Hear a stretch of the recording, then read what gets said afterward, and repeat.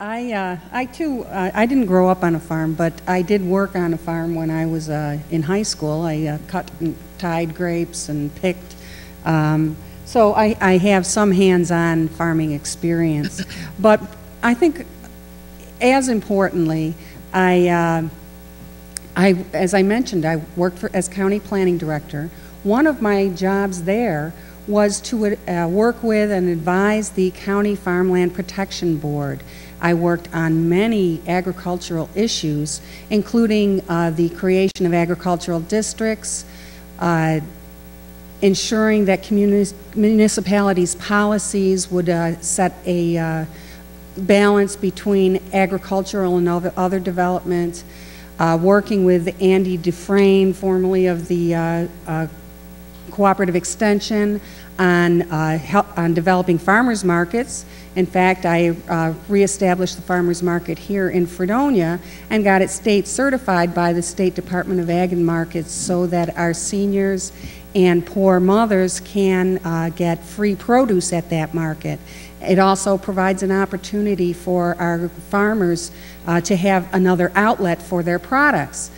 Now, some of the farmers that have been there have said that it has not only benefited them on Saturdays when it's operating, but it's also benefited them during the week because people now know what the quality of produce that they're selling and will go to their farm markets to buy their produce as well.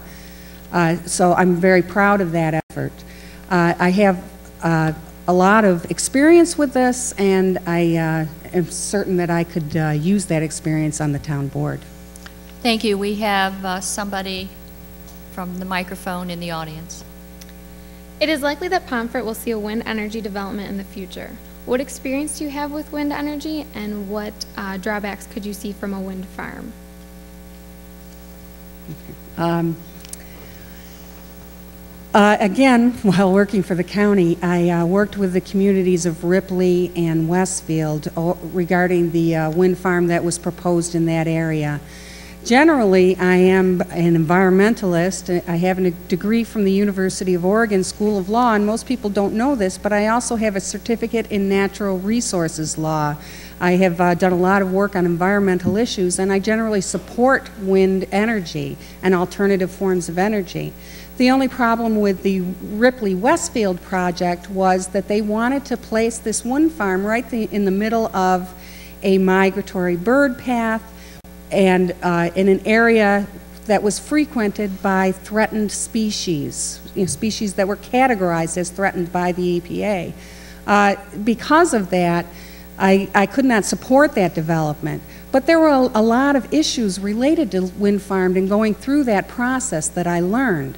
For example, wind farms can change the way the wind operates in the community, and that could have an impact on agriculture. Wind farms, the law allows wind farms to request a pilot or a payment in lieu of taxes instead of their regular taxes from the community, but the community does not have to agree to that. So you have to think about, is this the right place where the wind farm should be? What kind of environmental factors are there? How is this going to benefit our community? Do we want to set a policy to encourage such alternative energy? There are a lot of issues related to that, and I'm ready to handle those issues. Mr. Civiletto. Well, I've had the opportunity on the planning board to actually write the wind energy law that we now have in the town of Pomfret, and we went to places upstate New York who've had the experience of wind power for the last 20 years, and we followed a lot of their mistakes up with some corrections that we put in our law. And let me say that I think that the people of the town of Pomfret, we tried to protect the landowner who no longer can afford to farm by giving him the opportunity to have a project of such magnitude on his property, which he would receive numerous dollars from. I believe the neighbors that were next door to him, we protected with setbacks and things that would protect him from putting that windmill too close to his neighbors. We also know that the town and with Arkwright's going through it right now are going to be beneficiary of some dollars that would help our economy as far as tax base and what they'd pay us. She mentioned a pilot program.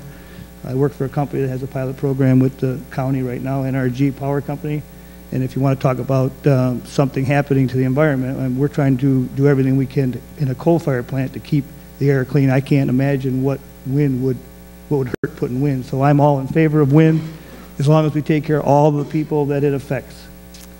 Thank you. We have another question from the audience. Yes.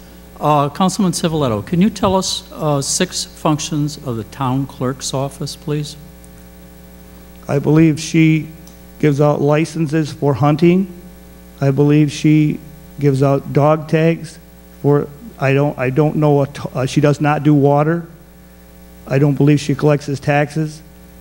And being new to the Pomfret board, I would have to tell you that I do not know all of the functions that she does, but I have asked Roberta if I could at our last meeting attend her office during the day to see exactly what her duties are. Thank you. Thank you. Follow-up, Susan Weston, can you add some additional categories? Thank you. Yes, I believe. She can respond. Yeah, I believe she also hands out marriage licenses and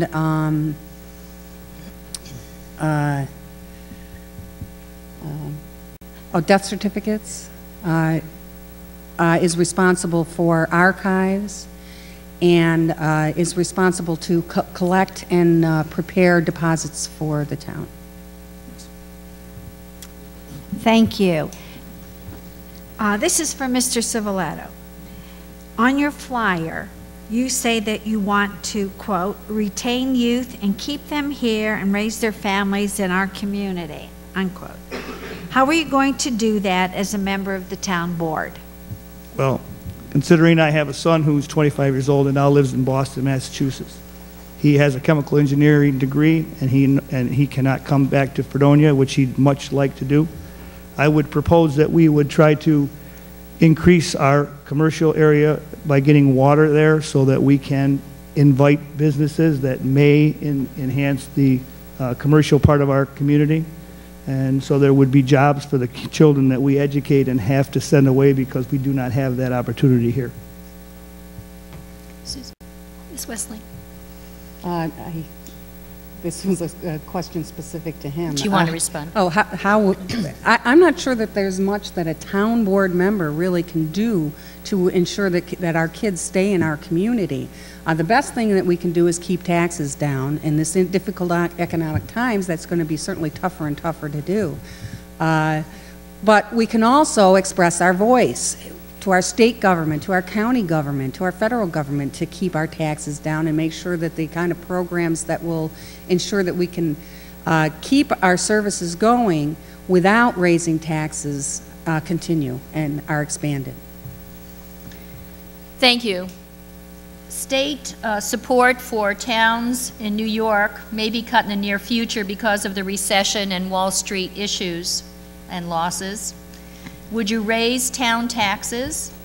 Or if not, where would you cut the Pomfret budget?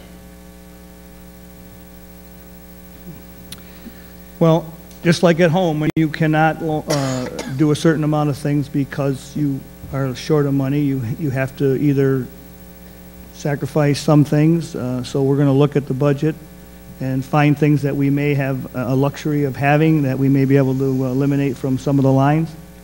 But you also have to maintain your 56 miles of road. You have to plow them. I don't think we'd be acceptable to have us salt the roads 2 hours a day. And I know prices have gone up for oil and salt, and so I believe that the services that are necessary, we all have to bite the bullet and somehow figure out a way to pay for them, but there's probably some things that we all could do without as far as services in the town, and we're looking at that at present. Thank you. Well, I would say that if I were a member of the town board, one of the things that I wouldn't do is only be cutting one department's budget and not really applying any cuts to other departments. Also, I would hold with, the town has kind of set a policy on a 3% wage increase, and I would really hold with that policy, including all stipends. It's my understanding that the current proposal does not follow that policy, at least in regard to stipends. Now, we do know that these are difficult economic times, and I have 8 years of experience with municipal budgets at the village level, 2 years of experience with the county budget, and I'm familiar with examining budgets line by line and looking where cuts can be made and making realistic and appropriate cuts. And it's going to have to be done. I agree with my opponent on that. It is going to have to be done, but it should be done across the board and not just in one department. Thank you. And last.